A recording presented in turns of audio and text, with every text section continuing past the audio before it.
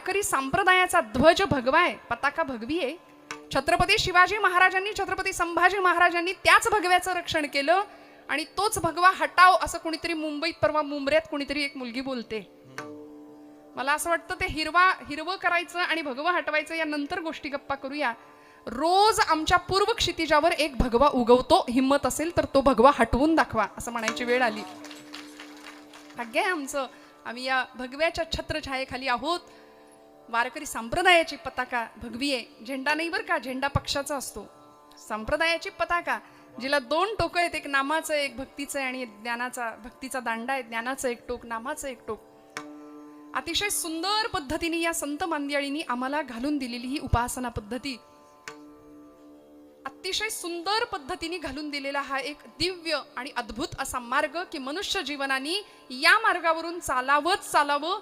किंबहुना आमचं नुसतं चालणं होतं, पण संतांची ती यात्रा झाली आणि ती यात्रा भगवंताचं दर्शन देणारी ठरली. आपलं नुसतं चालणं होतं, आपण नुसते पळत राहतोय बघा. सगळी धावा आहे, सकाळी उठल्यापासून रात्री झोपेपर्यंत करतो की नाही आपण. इथं आपण सगळे आलात, कशा करता आलात? या धावाधावीतून थोडीशी शांतता मिळावी, विश्रांती मिळावी, थोडंसं आत पाहता यावं. नाही तर सकाळी उठल्यापासून रात्री झोपेपर्यंत अखंड माणूस धावतोय. धड पडेपर्यंत हा जीव धडपडतो म्हणले, धड पडेपर्यंत. आणि ते धड सुद्धा शेवटी धड पडत नाही. फार विवंचना, फार कष्ट, फार टेन्शन, ताण तणाव, मराठीत सांगायचं तर फ्रस्ट्रेशन, फार आहे टेन्शन. बघा बरं एकमेकांच्या चेहऱ्याकडे जरा, कसं दिसतंय आपण सगळे एकमेकांना बघूया जरा, नंतर बघा. अतिशय सुंदर पद्धतीने आपण संसारी माणसं एकत्र जमली की एकमेकांना पहिला प्रश्नच विचारला जातो, कसं काय, बरं आहे का, विचारता ना तुम्ही.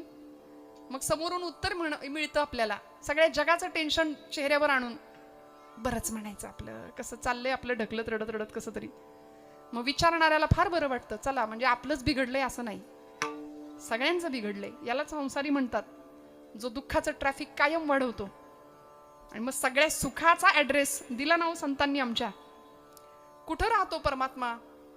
वैकुंठात राहतो का म्हणले, पत्र पाठवून बघा. वैकुंठवासी माणसं जाताना पत्ता देऊन जातात की नाही, अमुक अमुक अमुक वैकुंठवासी, कैलासवासी अमुक अमुक अमुक म्हणले, पत्र पाठवून बघा. मालक नाहीत म्हणून माघारी येईल पत्र. देव तिथं नाही. नाहम वसामी वैकुंठे योगिनाम हृदये रवो मदभक्ता यत्र गायंती तत्र तिष्ठामि नारदा. जिथं माझे भक्त माझे गुणगान गातायत करतायत तिथं मी आहे. पै प्रेमळाची वार्ता अनुवादिती जे पंडुसुता, ते मानू परमदेवता आपुली आम्ही. ज्ञानोबाराय सांगतात, भक्ताचं चरित्र, संतांचं चरित्र, भगवंताच्या नाम लीला आणि गुणसंकीर्तनानी वेढलेलं साहित्य कीर्तन, हे सगळं भगवंताला प्रिय आहे. म्हणून देव कीर्तनात असतो. या श्रद्धेने बसा. मी नेहमी सांगते, परमात्मा कीर्तनामध्ये असतो. भगवंत कीर्तनामध्ये आहे. सप्ताहाचा द्वितीय दिवस आहे. खरं तर माझी सेवा नियोजित उद्या होती, पण काही कारणांनी ती आज एक दिवस अलीकडे, आणि आज द्वितीय दिवसाची सेवा माझ्या परम भाग्याने माझ्या वाट्याला आली आहे. कैवल्य साम्राज्य चक्रवर्ती ज्ञानोबाराय अखिल मानव जातीला आमच्या महाराष्ट्र भूमीने दिलेले एक अत्यंत सुंदर रत्न विभूतिमत्व म्हणजे साक्षात महाविष्णूचा अवतार असलेले ज्ञानोबाराय. अंतःकरण इतकं आर्द्र होतं, इतकं सुंदर ज्ञानोबारायांचं होतं. विश्वाचे आर्त माझ्या मनी प्रकाशले, अवघेची जाहले देह ब्रह्म असं म्हणावं आणि सगळ्या जगाचं दुःख एकट्याच्या हृदयात साठवून ठेवावं. सांगा, माऊली ज्ञानोबारायांची आठवण आली तरी आमचं हृदय हे लावतं की नाही? माऊलींची आठवण आली तरी आम्हाला कळवळतं हृदय आमचं. का हो? कारण या विभूतिमत्वानी किंवा या अलौकिक परमात्म स्वरूप अशा संतांनी जगाचा सगळा अपमान सहन केला, सगळी निंदा सहन केली आणि जगाचं कल्याण चिंतन केलं. आम्ही सर्वसामान्य माणसं असं वागत नाही, असं करत नाही. आम्हाला असं वाटतं जगाचं तिकडं वाटोळ झालं तरी चालेल, पण आमचं घर, आमचा प्रपंच आणि आम्ही फक्त सुखी राहिलो पाहिजे, ही आमची एककेंद्री वृत्ती आहे. पण वासुदेवम सर्वमिती स महात्मा स दुर्लभहा असं का सांगितलं असेल हो? हे तो समस्त हि श्री वासुदेवो, ऐसा प्रतीती रसाचा वोतला भावो, आणि भक्ता माझी रावो ज्ञानिया तोची. विठ्ठल विठ्ठल विठ्ठल.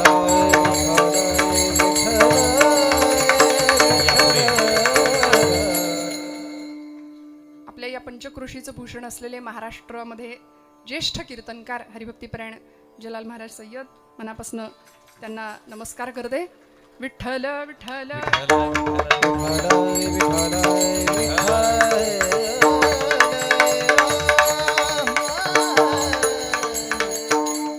मला बासरी चालणार आहे बोलताना सुद्धा, खूप गोड. तुम्हाला हवं ते स्वातंत्र्य पूर्णपणे.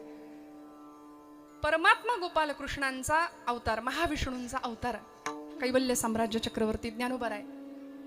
ज्ञानोबरायांनी हरिपाठ सांगावा, ज्ञानोबरायांनी अनुभवामृत सांगावं, अमृतानुभव सांगावा. ज्ञानोबरायांनी आम्हा साधकांच्यासाठी ज्ञानेश्वरी सारखा अप्रतिम ग्रंथ द्यावा. हे सगळं वाङ्मय मुमुक्षुत्वाच्या जे पलीकडे गेले त्यांच्यासाठी अमृतानुभव किंवा अनुभवामृत, साधकावस्थेतल्या भक्तांसाठी साधकांसाठी ज्ञानेश्वरी भावार्थ दीपिका. मी नेहमी असं म्हणते की गीतेवर अनेकांनी टीका केली, पण भगवद्गीतेवरची माऊलींची टीका का सर्वश्रेष्ठ ठरली? भगवद्गीतेवर अनेकांनी भाष्य केलं. यथार्थ दीपिका हे पंत साहित्यातले वामन पंडित नावाचे कवी होऊन गेले, त्यांनी यथार्थ दीपिका लिहिली, भगवद्गीतेवर टीका केली. अलीकडे त्या यथार्थ दीपिकेचं पृष्ठ सुद्धा बघायला मिळत नाही, मुखपृष्ठ सुद्धा इतकी दुर्मिळ झाली. विनोबा भावेंनी भगवद्गीतेवर टीका केली, गीताई असं नाव दिलं त्याला, आईसाठी लिहिली. कारण आई म्हणाली विनू मला भगवद्गीता कळत नाही संस्कृतात, मला सांगणार आहे मराठीत. तेव्हा विनोबा भावे गीताई लिहितात, गीताई आई माझी, मी तिचा नेणता बाळ असं म्हणायचे. याच भगवद्गीतेवरती विनोबा भावेंच्या नंतर मंडालेच्या तुरुंगामध्ये स्वराज्य हा माझा जन्मसिद्ध हक्क आहे आणि तो मी मिळवणारच असं इंग्रज सरकारला ठणकावून सांगणारे लोकमान्य टिळक, त्यांनी या भगवद्गीतेवर टीका केली. गीता रहस्य नावाचा ग्रंथ लिहिला. पण या हे सगळे ग्रंथ एका बाजूला आणि माझ्या ज्ञानेश्वरांची ज्ञानेश्वरी भगवद्गीतेचा सुंदर टीकात्मक ग्रंथ 9033 ओव्यांचा महाराष्ट्र संस्कृतीने आपल्या देव्हाऱ्यात ठेवलाय. का? कारण ज्ञानोबरायांनी नाव देतानाच दिलं भावार्थ दीपिका, भाव जाणला माऊलींनी. आणि सध्या मनुष्य बुद्धीपेक्षा भावनेच्याच पातळीवर जास्त जगतो, हे सत्य आहे. श्रेष्ठ, सर्वश्रेष्ठ असा भाव ज्ञानोबराय जाणतात. तो भाव तुमच्या माझ्या हृदयापर्यंत पोहोचवतात आणि आपल्या अखंड सलग वाङ्मयातून चांगदेव 65 असू दे, अनेक विरहिणे असू देत, अनेक अभंग असू देत, एक एक एक माऊलींच्या मुखातनं बाहेर पडलेलं शब्दाचं रत्न हृदयाशी बाळगावं, जवळ करावं, त्याचा अनुभव घ्यावा. आणि काय ज्ञानोबरायांचं काव्य, हरिपाठासाठी, एका हरिपाठासाठी 1000 वेळा माऊलींचे पाय पकडावेत. एका हरिपाठासाठी एवढे अनंत उपकार आहेत तुमच्या माझ्यावर. मग या सगळ्या वाङ्मयातून ज्ञानोबरायांनी स्वतः मिळवलेला आनंद तो तुम्हाला मला मिळावा या प्रांजळ हेतूनं आपलं वाङ्मय निर्माण झालं. खरं तर या सगळ्या संतांचा अधिकार एवढा मोठा आहे की मागील या जन्मामुक्त झालो, आम्ही कधीच मुक्तावस्थेला पोहोचलोय. आम्हाला इथं येण्याची कशाला गरज आहे? आम्ही आलो कशा करता? झाडू संतांचे मार्ग, आडरानी भरले जग, आम्ही वैकुंठीचे वासी, आलो याची कारणासी. तुकोबरायांना विचारावं, महाराज तुम्ही कशा करता आला? हेची आम्हा करणे काम, हेची आम्हा करणे काम, हेची आम्हा करणे काम, हेची आम्हा करणे काम,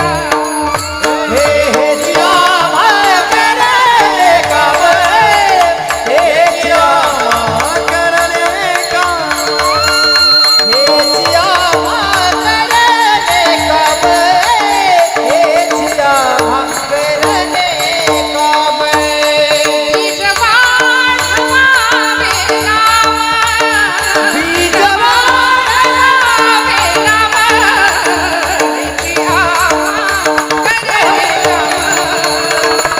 आम्हा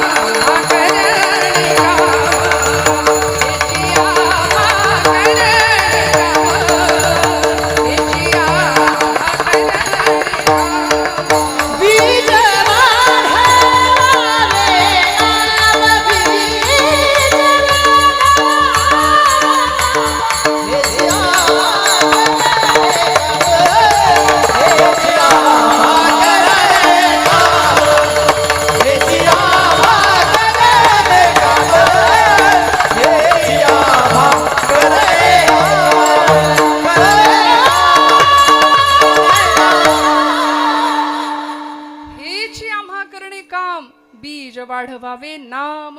महाराज म्हणाले आम्ही या करता आलो, आम्हाला इथे भक्तीचा, नामाचा, परमेश्वराच्या कीर्तीचं इथं गायन आणि प्रसारच करायचा, हेच आमच्या जीवनाचं उद्दिष्ट आहे. आणि आम्हाला जो आनंद मिळाला, आम्ही ज्या आनंद साम्राज्याच्या शिखरावर आरूढ झालो, तो आनंद सगळ्या लोकांना आम्ही वाटायला आलो. सेवितो हा रस वाटितो अनेका, सगळ्यांना वाटायला आलो. आपल्याला असं सर्वसामान्य जीवाला वाटत नाही की आपल्याला मिळालेला आनंद जगाला द्यावा, असं आपल्याला नाही वाटत.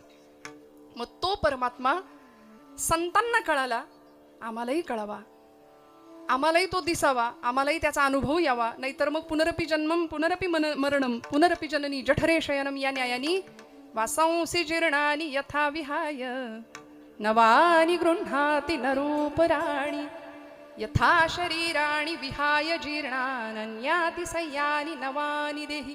या मार्गाने अखंड आमचं जीवन चालू आहे. मग आमचीच आम्ही फजिती करून घेतो का नाही, किती वेळा जन्म यावे. अखंड आपला जीव स्वतःची फजिती करून घेतो आणि या जन्म मरणाच्या चक्रात अडकतो. संसार या शब्दाची व्याख्या ज्ञानोबराय करतात, उपजणे आणि निमणे या नाव संसार. जन्माला यायचं जायचं, यायचं जायचं, नुसती येरझार चालली.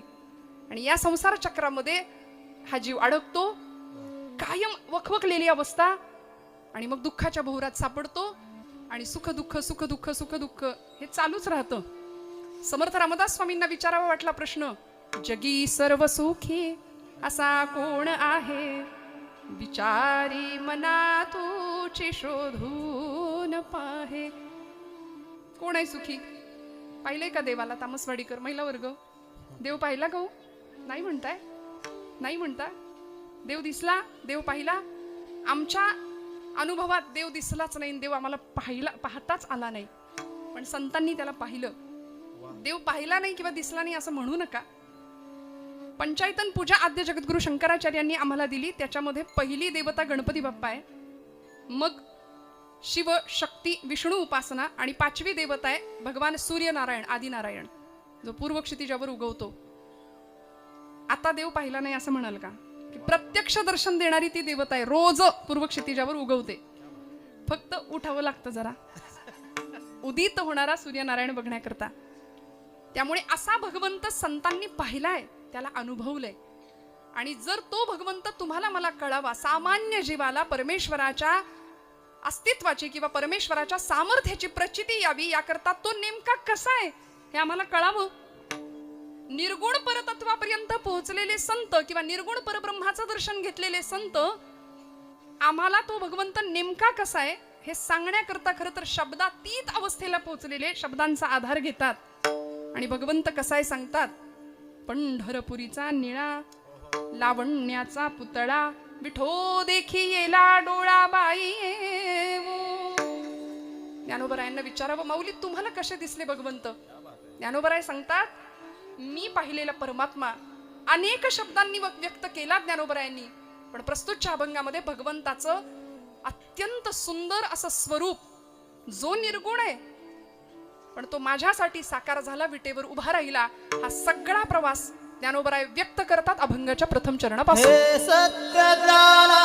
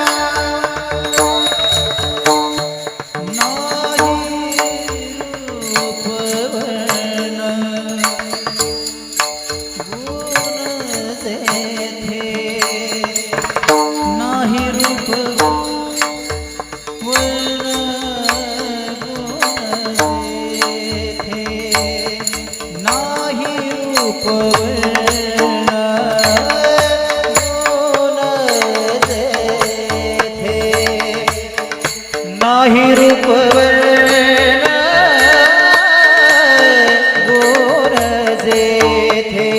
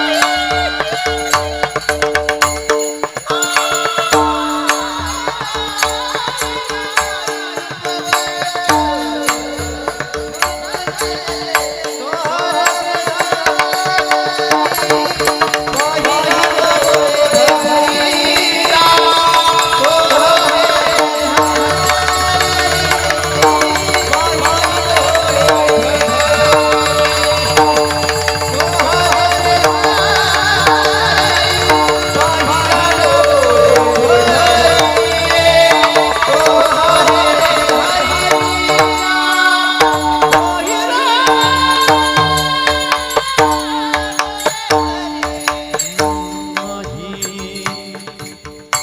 लाऊडनेस थोडा कमी राहू दे.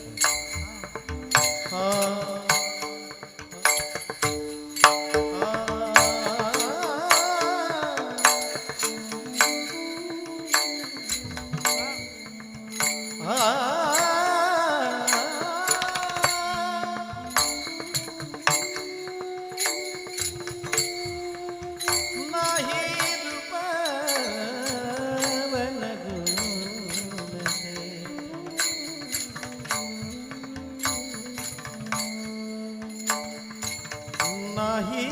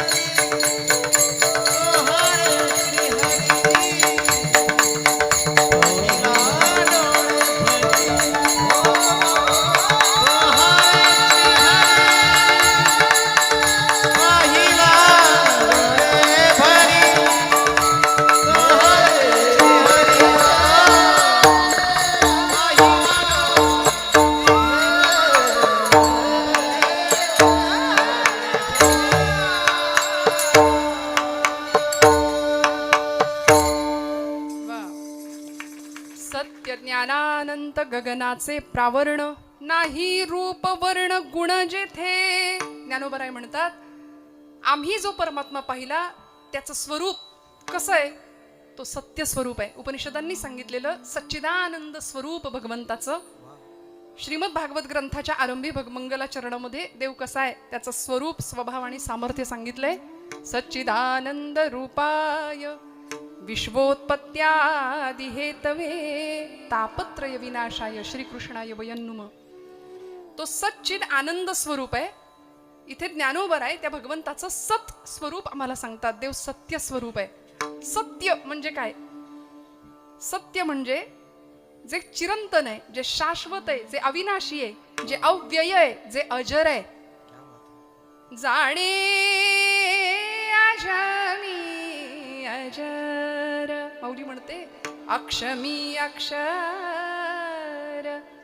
अपूर्व मी अपार स्वानंद मी जाणे अजमी अजर. भगवंत कसा आहे? जाणे अज मी अजर, अक्ष मी अक्षर, अव्यय अविनाशी असलेला तो भगवंत आहे, तो सत्य स्वरूप आहे. आमचं असं झालं, आम्ही संसाराला सत्य समजून बसलो. महाराजांना विचारा, महाराज म्हणतात सत्य साच खरे, नाम विठोबाचे बरे. तुकोबराय म्हणतात सत्य तू सत्य तू सत्य तू विठ्ठला, कागा दाविला हा जगदाकार. आम्ही नश्वर संसार सत्य मानून बसलो आणि दुःखाच्या चक्रामध्ये वारंवार अडकलो. पण माऊलींना सत्य स्वरूपाचं ज्ञान झालं आणि तो भगवंत आपल्याला दिसावा कळावा याकरता माऊली ठामपणे सांगतात, मी जो पाहिलाय ना तो असा आहे, सत्य ज्ञानानंत. तो ज्ञान स्वरूप आहे.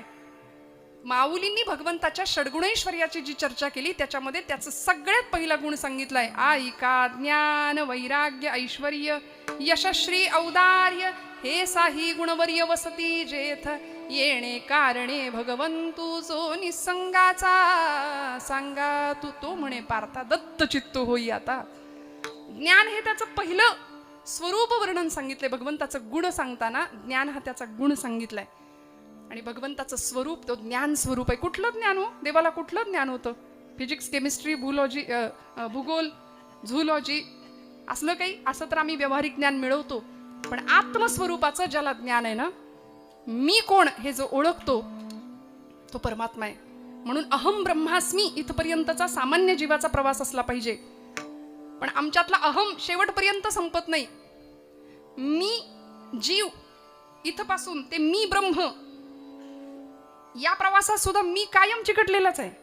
रामकृष्ण परमहंस म्हणायचे, मी हा इतका चिवट आहे ना, तो अहंकार भाव इतका चिवट आहे की तो सुटत नाही. अहम ब्रह्मास्मी म्हणताना पण मी ब्रह्म असंच माणूस म्हणतोय. जीव सुद्धा मी ब्रह्म म्हणतो. तो मी सुटत नाही आमच्या जीवापासून. त्या मीचा लोप झाला की भगवंत लांब नाही राहत. कुठे आहे भगवंत? त्याला कुठं शोधायचा? ज्ञानोबरायांना तो सापडला. त्याचं वर्णन केलं, सत्य ज्ञानानंत तो ज्ञानस्वरूप आहे आणि तो अनंत आहे.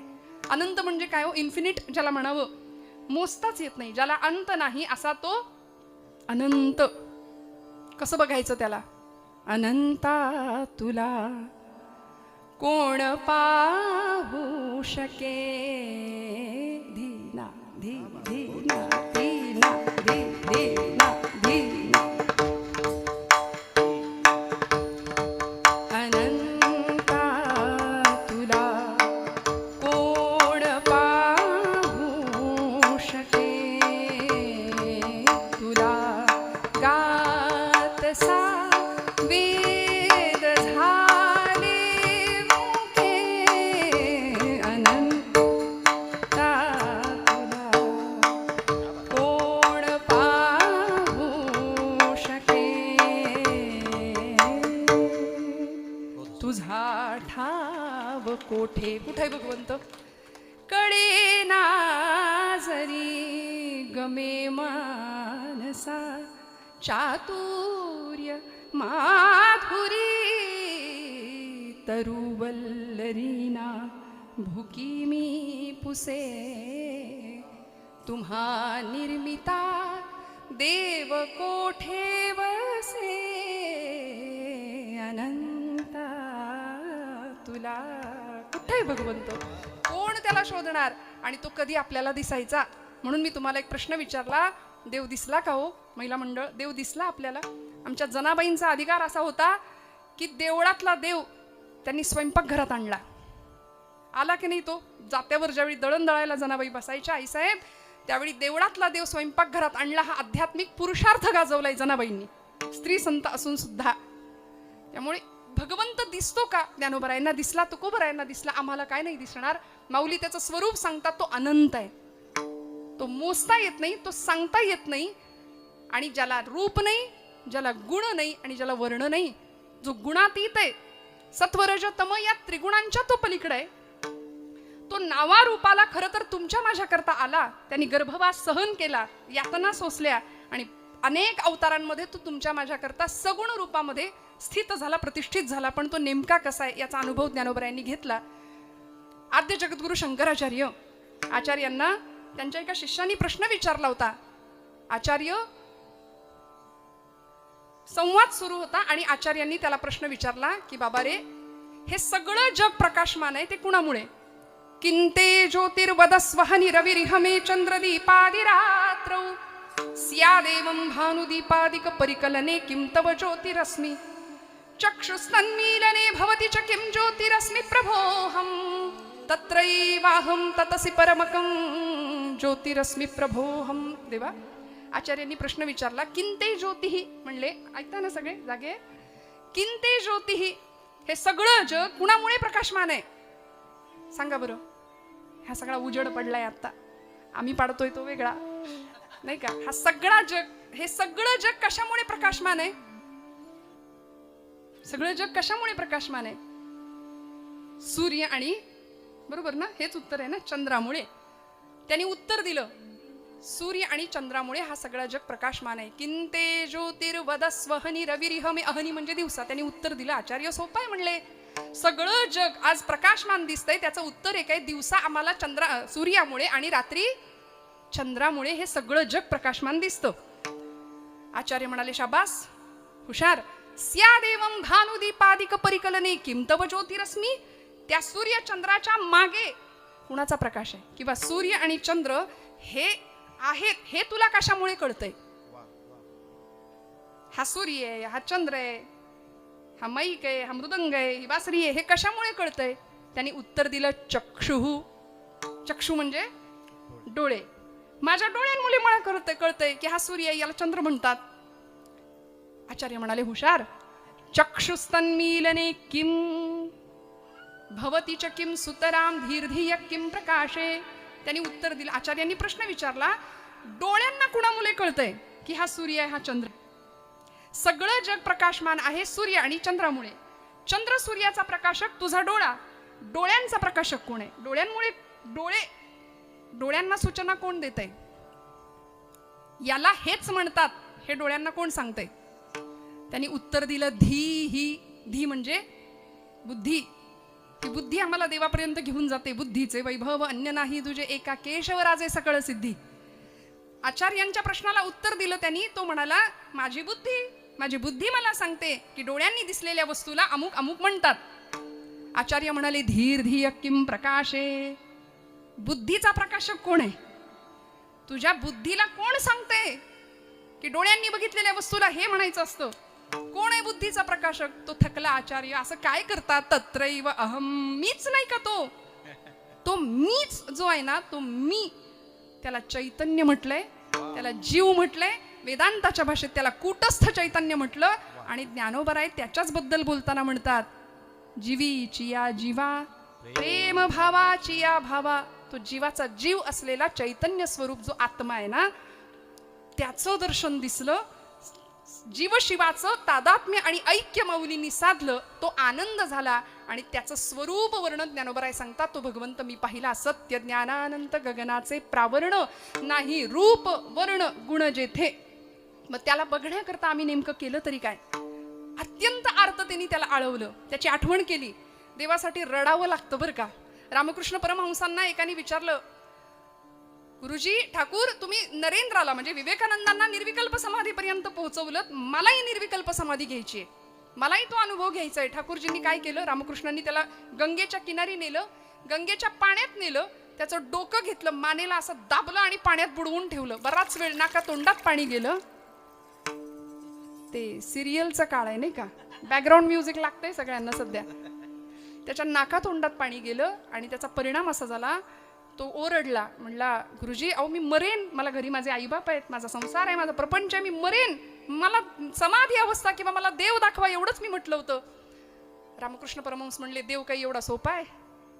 आता श्वासासाठी जितका तळमळलास ना, तेवढा देवासाठी ज्या दिवशी तळमळशील तेव्हा देव दिसेल, तेव्हा देव भेटेल. मी आज महाराजांचं कौतुक करताना त्यांच्या बासरीचं कौतुक केलं. ही बासरी वाद्य आहे की नाही, त्या बासरीला विचारलं होतं सगळ्या गोपिकांनी की बाई गो, आम्ही कृष्णाला भेटण्याकरता इतक्या आतुर असतो, इतक्या तळमळतो, आणि तू तर देवांच्या आधाराजवळच जाऊन पोहोचलीस की, देवानी तुला इतकं जवळ केलंच कसं? त्या बासरीने उत्तर दिलं होतं. ती म्हणाली, मला परमात्म्याने जवळ केलं याच्यासाठी मी स्वतःला काय तावून सुलाखून घेतलं हे माझं मला माहिती. दग्धम दग्धम पुनरपी पुनः कांचनम पीतवर्णम. सोनं भट्टीत तावून सुलाखून निघतं तेव्हा त्याची झळाळी निघते, निर्माण होते. तसं ही बासरी सांगते की मी एका वनातनं आले, मला आतून बाहेरून तासलं, आतून पूर्णपणे मला पोकळ जवळ केलं तरी सुद्धा देव मला जवळ घेईना. मी पूर्णपणे स्वतःला रिक्त केलं तरी सुद्धा देव मला जवळ घेईना. म्हणून मी माझ्या शरीराला 6 छिद्र पाडून घेतली. तरी तेव्हा भगवंतांनी मला जवळ घेतलं. तेव्हा मला जवळ घेतलं. म्हणजे बघा, काम, क्रोध, मोह, मद, मत्सर हे सगळे विकार ज्यावेळी निघून गेले आणि त्याच्यातून फुंकर मारली जाते. सुशीर वाद्य आहे ते, अत्यंत अवघड वाद्य आहे, आपलं भारतीय वाद्य आहे. सोपं नाही आहे, सगळा श्वासाचा खेळ आहे. म्हणून महाराजांसाठी टाळ्या वाजवा. म्हणजे त्यातून ती हवा जाते, ते सुशीर वाद्य. त्यावेळी पूर्ण विकार रहित ज्यावेळी माझं जीवन झालं त्यावेळी देवानी मला जवळ केलं. तुम्हाला मला जवळ करावं असं नाही का वाटत? हो, वाटतं का? खरं सांगा. देवानी आपल्याला जवळ करावं, देवानी आपल्या दारात यावं, देवानी आपल्या घरात यावं. देव घरात येतो का? नाही येत. आला होता द्वारकेचा राणा पांडवा घरी, द्वारकेचा राणा पांडवा घरी.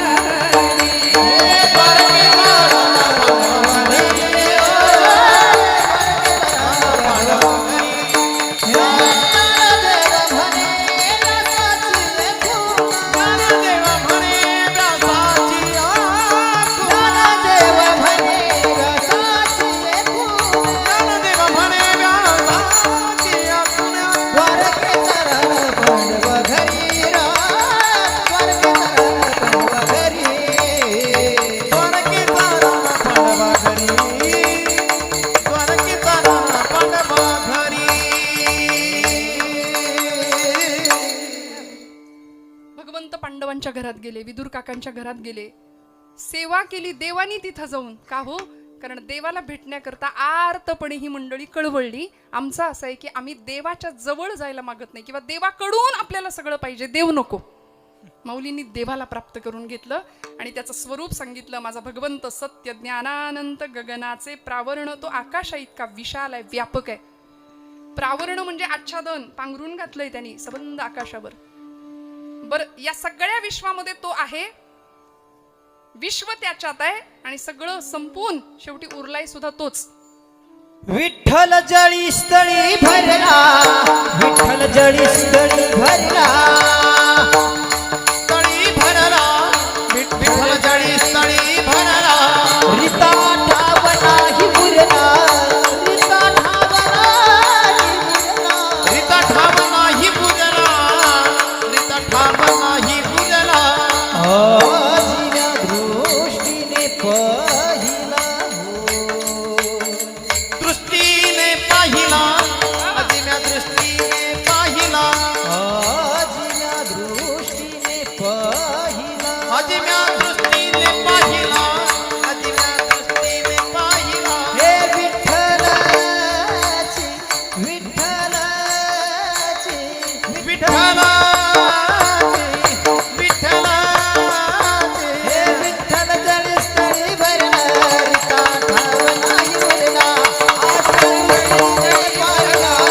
विठ्ठलाची, विठ्ठल, विठ्ठल जळी स्थळी भरला, दृष्टीने पाहिला, विठ्ठलाची, विठ्ठलाची. क्या बात. विठ्ठल जळी स्थळी भरला, रिता ठाव नाही उरला. सगळीकडे भगवंत भरून व्यापकपणे उरला. तुका म्हणे व्यापक नभा होई अणूचाही गाभा. हत्तीच्या देहामध्ये हत्ती होऊन राहिला, मुंगीच्या देहात मुंगी होऊन राहिला. श्रुती सांगते अणु रणियान महतो महियान. अणु इतका सूक्ष्म आहे, आकाशा इतका व्यापक आहे, विशाल आहे. त्याचं दर्शन विश्वरूप दर्शन युगामध्ये भगवंतांनी सांगितलं, अर्जुनाने घेतलं.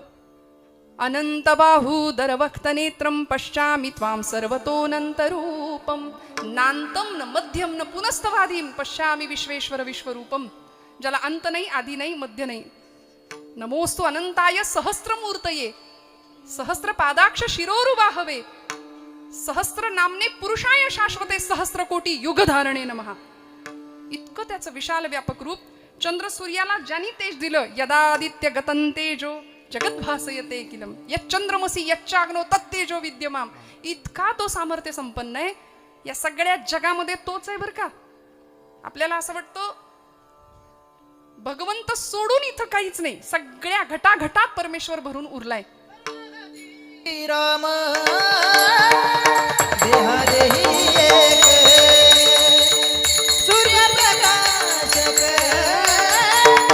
सूर्यप्रकाशकाच्या सरस्वी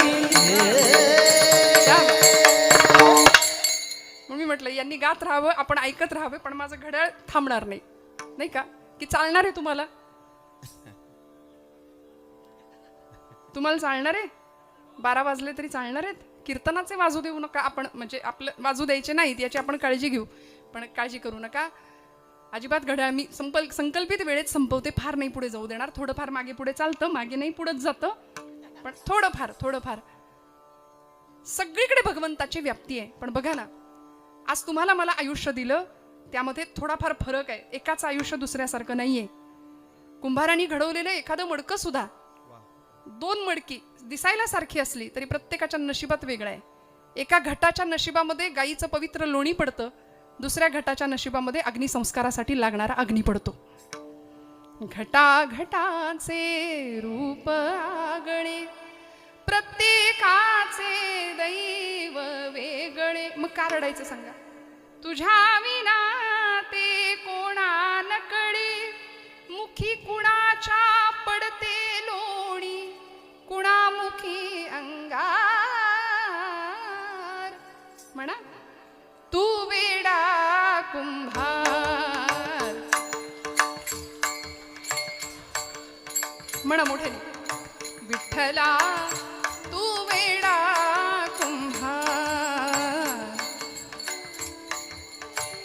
मागच्या महिला म्हणा ना मोठ्याने, फिरत्याचा कावरती देसी मातीला का.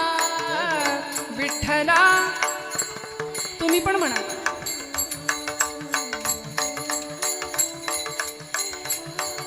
वा वा, क्या बात. विठ्ठला. आता टाळ्या वाजवा स्वतःसाठी. असं कधी गातो का हो आपण? गाता का कधी? इतक्या मोकळेपणाने गायचं आणि संकोच केला ना, संकोचोनी काय झालं असेल लहान तुकोबराय म्हणतात करी आपोषण ब्रह्मांडाचे. माझ्या महिला वर्गाचं मला नेहमी कौतुक असतं, नेहमी. आज एवढ्या संख्येने आमचा माता भगिनी वर्ग उपस्थित आहे. मी आवर्जून एक वाक्य नेहमी सांगते, जगातल्या सगळ्या डिग्र्या एका बाजूला आहेत, सगळ्या डिग्र्या बरं का दादा, सगळ्या. आमदार, खासदार, मंत्री, संत्री, म्हणजे संत्री नसते डिग्री असं काही, पण आपण म्हणायची पद्धत आहे नाही का. तुम्ही डॉक्टर असा, इंजिनियर असा, वकील असा, काही असा, पण भारतीय गृहिणी ही सगळ्यात मोठी डिग्री आहे, सगळ्यात मोठी. कारण इतका सुंदर प्रपंच माझ्या माता भगिनी करतात, त्यात जर संपावर गेल्या तर काय करायचं काय? त्यामुळे घरातली असलेली ती लक्ष्मी स्वरूपच तिला दर्जा मिळावा, तिला वागवलं जावं, हा त्यामागचा उद्देश. म्हणून मी त्यांच्यासाठी टाळ्या वाजवायला सांगितल्या. त्यांनी तू खूप छान गोड गायलं, सगळ्यांनी गोड गायलं. ज्ञानोबाराय आम्हाला भगवंताचं स्वरूप सांगतात. भगवंत सगळीकडे आहे आणि त्याला पाहताना तो निर्गुण आहे, निराकार आहे, म्हणून तो भगवंत मला दिसत नाही म्हणून विरक्त अवस्थेला पोहोचलेले ज्ञानोबाराय. अचानक तो दिसला. जागृती पुसे साजणी, कवण देखिले अंगणी, निरखिता वो नयनी वृंदावनी पाहिला. मनी वेधू तयाचा, आणि त्याचा वेध लागला माझ्या मनाला. ज्ञानोबराय सांगतात, अवचिता परिमळू झुळकला अळूमाळू, अवचिता परिमळू झुळकला अळूमाळू, मी म्हणे गोपाळ हा लागे माये, अवचिता परिमळू झुळकला अळूमाळू. अचानक सुगंध आला आणि देव मला दिसला. देव दिसला ज्ञानोबरायांना. तो सत्य स्वरूप, आनंद स्वरूप आणि आकाशा इतका विशाल दिसला. अनंत असलेला परमात्मा, ज्याला मोजता येत नाही, ज्याला रूप नाही, गुण नाही, वर्ण नाही, तो भगवंत मी पाहिला. तो हरे श्री हरी पाहिला डोळे भरी, तो हरे श्री हरी पाहिला डोळे भरी, तो हरे श्री हरी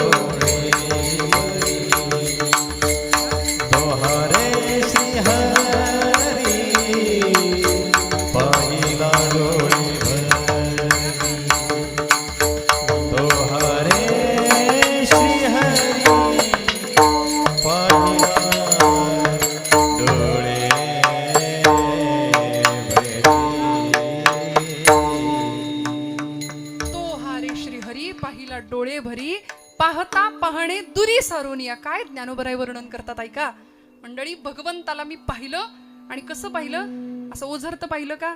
जाता जाता पाहिलं का? अजिबात नाही. डोळे भरून पाहिला त्याला, डोळे भरून पाहिला. आणि शब्द वापरला तो हा. दोन्ही सर्वनाम आहेत. ज्ञानोबरायांचा प्रसिद्ध आपण रूपाचा अभंग म्हणतो. तो हा विठ्ठल बरवा बरवा, तो हा विठ्ठल बरवा, तो हा विठ्ठल बरवा बरवा, तो हा विठ्ठल बरवा, तो हा माधव बरवा, तो हा माधव बरवा, तो हा विठ्ठल बरवा बरवा.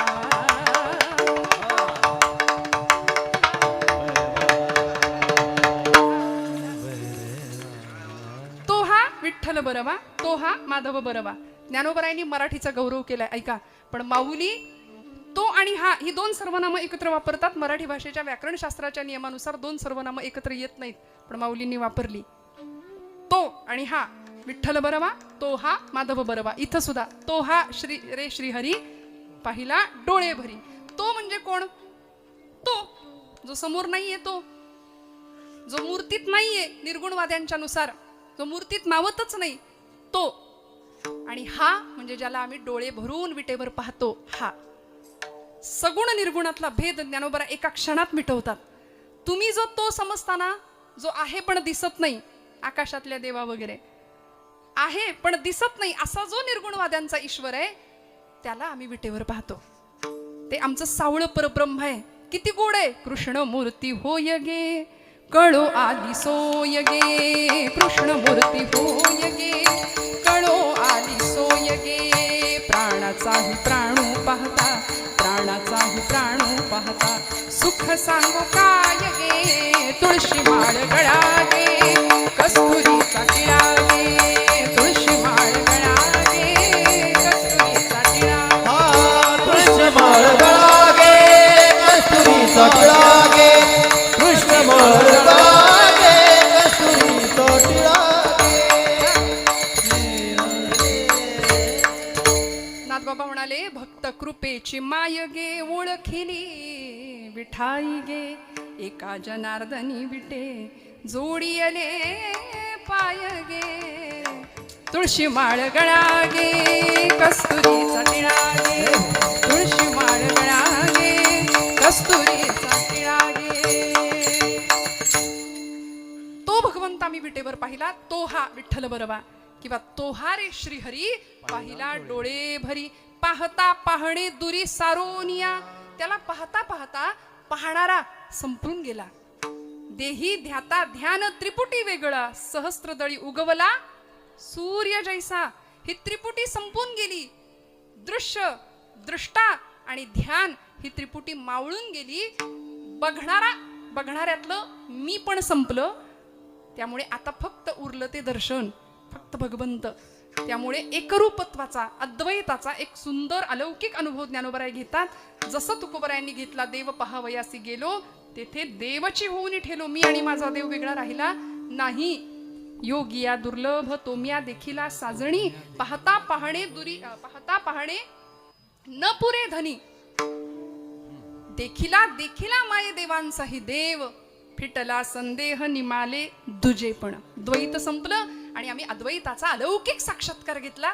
देव आम्हाला दिसला, देव आम्हाला कळला. हा माऊलींचा अनुभव. आता आमच्या बाबतीत पातळीवर काय घडतं बघा. आम्हाला देव दिसत नाही, आमची ती बघण्याची इच्छा नाही. आम्ही संसारातच इतके गुरपटलोय, इतके अडकलोय. संसाराने आपल्याला धरलंय की आपण संसाराला धरले? काय म्हणणं आहे? तुम्ही जागे? काय झालंय? आपली नक्की गडबड कुठे? आपण धरलंय का संसाराला, का संसाराने आपल्याला धरलंय? आपण त्याला सोडायला तयार नाही, सोडायला तयार नाही. सायास करीसी प्रपंच दिननिशी माऊली म्हणतात. सगळा प्रपंच इतका सायासाने तुम्ही करता, पण हरिसेन भजसी कवण्या गुणे? प्रश्न विचारला ना. मग आता या सगळ्या धकाधकीच्या जीवनामध्ये देव जर आमच्या हृदयात यायचा असेल, किंवा देव आम्हाला दिसायचा असेल, तर मनातला संशयाचा भाव टाकावा लागेल. देव आम्हालाही दिसेल म्हणून संतांच्या चरणावर सरेंडर व्हावं लागेल, शरणागत तिथं. आणि अनन्य हा भाव एकदा मनात निर्माण झाला की देव लांब नाही राहत. माऊलींना दिसला, मग आम्हाला का नाही दिसणार? विश्वास लागेल. आज आम्ही सगळ्यावर विश्वास ठेवायला तयार आहे, पण संतांवर विश्वास ठेवत नाही. कशावरच नाही. डॉक्टरवर विश्वास ठेवतो. डॉक्टरांनी दिलेलं प्रिस्क्रिप्शन आपण घरी घेऊन येतो, मेडिकलमधनं गोळ्या आणतो आणि त्या देवापुढे ठेवून हळदी कुंकू वाहतो आपलं, बरोबर ना? आपण तो कोर्स करतो पूर्ण 10 दिवस, काही 6 दिवस, जो काही दिला असेल तो औषध गोळ्यांचा कोर्स आपण घेतो. का? आपल्याला फरक पडला पाहिजे. डॉक्टरवर विश्वास आहे, सगळीकडे विश्वास आहे, पण संतांच्या बाबतीत आपण थोडेसे साशंक राहतो. जीव तोडून कल्याणाचा विचार केला, आनंद वाटायचा होता, आनंदाचे आवारू मांडू जगा, 56 भाषेचा केला असे गौरव भवारणवी नाव उभारिली. का नामदेव महाराजांनी वर्णन केलं असेल हे ज्ञानोबरायांचं? बरं, या बदल्यात जगाने काय दिलं? काय दिलं? फक्त अपमान, फक्त छळ, फक्त निंदा. पण तरी सुद्धा जे खळांची व्यंकटी सांडो, इतकं उदात्त मागणं मागितलंय माझ्या ज्ञानोबरायांनी. म्हणून हात जोडून सांगते, मी एक दृष्टांत बऱ्याचदा कीर्तनामध्ये सांगते.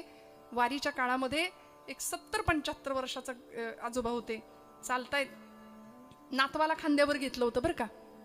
आणि वारी करत असताना त्या गर्दीमध्ये लाखोंचा समुदाय, हौशे नवशे गवशे सगळे असतात का नाही. मग आता त्या गर्दीमध्ये अलीकडे आमचे काही तरुण भावंड असतात, त्यांना सोशल मीडियाचा आधार घेऊन ते रील वगैरे बनवायची असते. मी तुम्हाला नाही म्हणत, हा, रील स्टार किंवा रील बनवायची किंवा रील मध्ये दिसायचं, ही क्रेज आहे सध्याच्या काळात. प्रवासात आम्ही येताना 5-50 मुलं दिसली मला, रीलच बनवत, वेळच लागले सगळ्यांना सध्या, नाही का? स्क्रोलिंगचा काळ आहे, नुसतं स्क्रोलिंग आहे. बुद्धीची अस्थिरता, चंचल प्रचंड. सांगा ना, इथं बसलेल्या तरुण भावंडांना किंवा आमच्या महिला वर्ग सगळ्यांनाच विचारते, खरं सांगा, दुसऱ्यांची स्टेटस बघण्यात दिवसातला किती वेळ जातो? सगळा. आपल्या स्टेटसचं काय नाही का? लोकांच्या आयुष्यात काय चाललंय हे डोकावण्यात फार रस आहे आम्हाला. काही मंडळी दुसऱ्यांना दाखवण्याकरताच आपलं स्टेटस ठेवतात, हाही विषय वेगळा आहे. विठ्ठल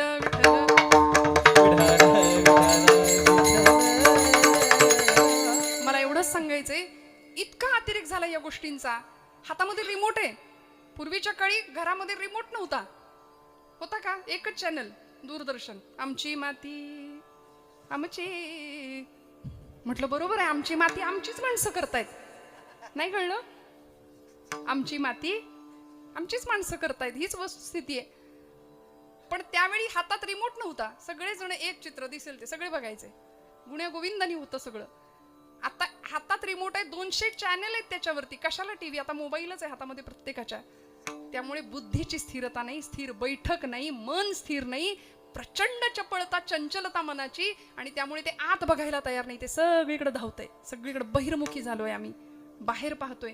दुसऱ्याच्या हृदयातलं दुःख, संवेदना आम्हाला नाही दिसत, दुसऱ्याच्या चेहऱ्यावरचा आनंद फुलवण्याची इच्छा आम्हाला नाही होत. मंडळी, यासारखं अध्यात्म आणि परमार्थ नाहीच आहे. दुसऱ्याच्या चेहऱ्यावर आनंद फुलवण्याची इच्छा जरी हृदयात निर्माण झाली ना, तरी आम्ही आध्यात्मिक झालो. इतकं सोपं आहे, इतकं सोपं आहे. समाधान यातनं आम्हाला मिळणार आहे. वखवकले पण ज्यावेळी संपत नाही ना, तोपर्यंत देव हृदयात कसा येईल सांगा ना. हे भाडे करू आम्ही बसवलेत 6, कचरा भरून ठेवला हृदय, डोक्यामध्ये, बुद्धीमध्ये. याची आडवा त्याची जिरवा, तुला बघून घेतो. 25 वर्षापूर्वीचं दुःख आम्ही 25 वर्ष हृदयाशी सांभाळून ठेवतो. अनेकांच्या विषयी हेवा आहे, द्वेष आहे, मत्सर आहे, ईर्ष्या आहे, तिरस्कार आहे. आणि हे सगळे भाव जेव्हा संपतील आणि हृदय स्वच्छ होईल ना, तेव्हा देव दिसेल. त्याला ज्ञानोबरायांच्या पायावर आम्हाला गेलं पाहिजे, तुकोबरायांच्या पायावर गेलं पाहिजे, म्हणजे देव दिसेल.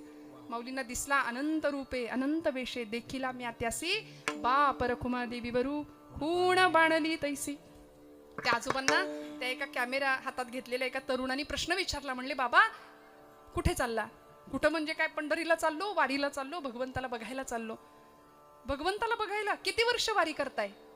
त्या आजोबांना प्रश्न विचारला. ते बाबा म्हणले, लेकरा तसं काही आठवत नाही, पण हे बघ, माझा नातू जसा माझ्या खांद्यावर बसलाय तसा मी माझ्या आजाच्या खांद्यावर बसून जायचो, तेव्हापासून मी वारी करतोय. पिढ्यांची परंपरा आहे आमची. तो मुलगा म्हणाला, एवढे वर्ष वारी करता? हो. दिसला का पांडुरंग? देव दिसला? नाही दिसला बाबा, नाही दिसला पांडुरंग. नाही दिसला तरी वारी करता? म्हणले हा, तरी वारी करतो. आता बसा गप घरी, ठाईचं बैसोनी करा, एकचित्त आवडी अनंत आळ बाबा. चालू दे ना रामकृष्ण हरी घरात बसून, कशाला वारी करता? नाही म्हणले, कुडीत प्राण आहे तोपर्यंत वारी करणार. ठीक आहे, देव दिसत नाही तरी वारी करता. हो म्हणले बाबा, वारी करणार, करतो. एवढे प्रश्न मला तो विचारले. 11 वाजले. मी एक प्रश्न विचारू का तुला? वेळ संपली की आता? मी एक प्रश्न तुला विचारतो, तेवढ्याचं उत्तर दे पटकन. तो म्हणाला विचारा. त्या बाबांनी प्रश्न विचारला, लेकरा तुम्ही कुत्रे पाळता का रे घरी? कुत्रा पाळता का? तो म्हटला हो, आम्ही शहरी माणसं, सोफिस्टिकेटेड आमची लाईफ. आमच्या फ्लॅटमध्ये कुत्रा असतो, आमच्या घरात असतो, किचनमध्ये फिरतो सगळीकडं. म्हणजे घरात आई वडिलांना एक वेळ जागा नसेल, पण कुत्र्यांचा फार लाड करतो आम्ही. बरोबर आहे ना? हीच पद्धत आहे आजकालची. ते म्हणाले, ते आजोबा म्हणले नाही रे बाबा, आम्ही गावाकडची शेतकरी माणसं कुत्रा पाळतो, पण आमचा कुत्रा घरात नसतो. आमचा कुत्रा घराच्या मागच्या किंवा पुढच्या अंगणात असतो, तो घरात नाही येत. आमच्या वाड्या वस्तीची राखण करतो, स्वामीनिष्ठ असतो, इमानदार असतो. सुगीच्या दिवसामध्ये ज्यावेळी धान्याची रास पडते त्यावेळी आमच्या वस्तीची तो राखण करतो. मध्यरात्रीच्या वेळी जर एखादा चोर आमच्या वस्तीत शिरला तर आमचा कुत्रा भुंकतो, आणि त्याच्या भुंकण्याबरोबर पलीकडच्या वस्तीतलं कुत्रं भुंकतं. त्याचं ऐकून त्याच्या पलीकडच्या वस्तीतलं कुत्रं भुंकतं, त्याचं ऐकून त्या पलीकडच्या वस्तीतलं. असं करता करता 20-25 कुत्री एकाच रात्री त्याच वेळी भुंकायला सुरुवात करतात. चोराला कोणी बघितलंय? चोराला कोणी बघितलं होतं? पहिल्या कुत्र्यांनी. पण बाकीच्या कुत्र्यांना कळलं की हा भुंकतोय, त्या अर्थी काहीतरी संकट आहे, आपल्याला भुंकावं लागेल. त्या बाबा म्हणले, लेकरा नाही का रे अजून प्रकाश तुझ्या डोक्यात पडला? अरे प्राण्यांना कळतं आपल्या कुणावर तरी विश्वास ठेवायचा असतो. मला नाही दिसला पांडुरंग आजपर्यंत, पण माझ्या ज्ञानोबांना दिसलाय, माझ्या तुकोबांना दिसलाय, आणि त्यांनी घालून दिलेली ही वाट आहे, म्हणून या वाटेवर आम्ही चालणार, आम्ही चालणार. तो हा रे श्रीहरी पाहिला डोळे भरी, पाहता पाहणे दुरी सारोनिया. ऐक्यत्वाचा अनुभव आला. मी संपलं, तू संपला, मी तूपणाची झाली बोळवण. एका जनार्दनी श्रीदत्त ध्यान, तिथं मीही संपला आणि तूही संपला. मग मिळणारा अनुभव कसा होता? अभंगाचं शेवटचं चरण. ज्ञानदेव भजन करूया. विठोबा